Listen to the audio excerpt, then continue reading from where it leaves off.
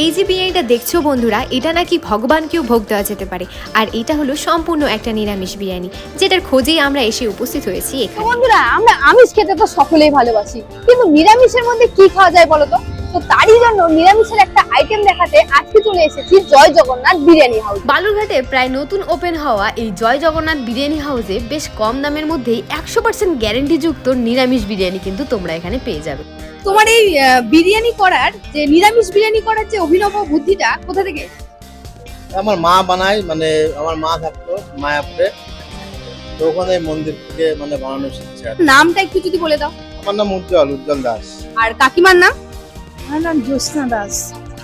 আর এই সম্পূর্ণ যে প্লেটটা দেখতে পাচ্ছ, এটা কিন্তু হাফ প্লেট বিরিয়ানি, এটা ফুল নয়, হাফ প্লেট বিরিয়ানি। আর কোয়ান্টিটি দেখো, হাফ প্লেট অনুযায়ী একজনের কিন্তু পেট ভরে যাবে। আর এটার দাম মাত্র 50 টাকা। মাত্র 50 টাকায় তোমরা পনির, আলু এবং শসা দিয়ে এত সুন্দর একটা রাইসের কম্বিনেশনে বিরিয়ানি পেয়ে যাচ্ছ। বা এটা ট্রাই করি।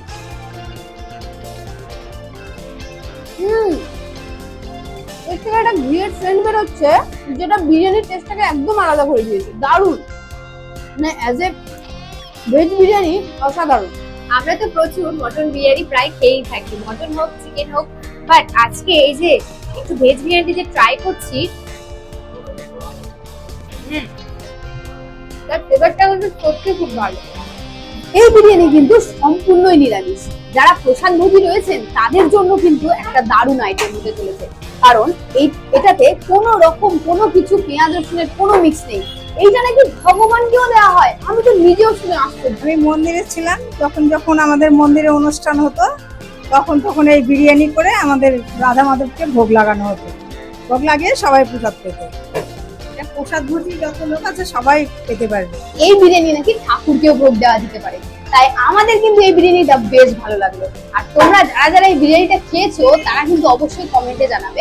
আর আমার মনে হয় এই সমস্ত আইটেম কিন্তু মাঝে সাঝে আমিষ ছাড়াও নিরামিষে এরকম আইটেম ট্রাই করাই যেতে পারে। তাহলে দেখা হচ্ছে পরের ভিডিওতে। টাটা।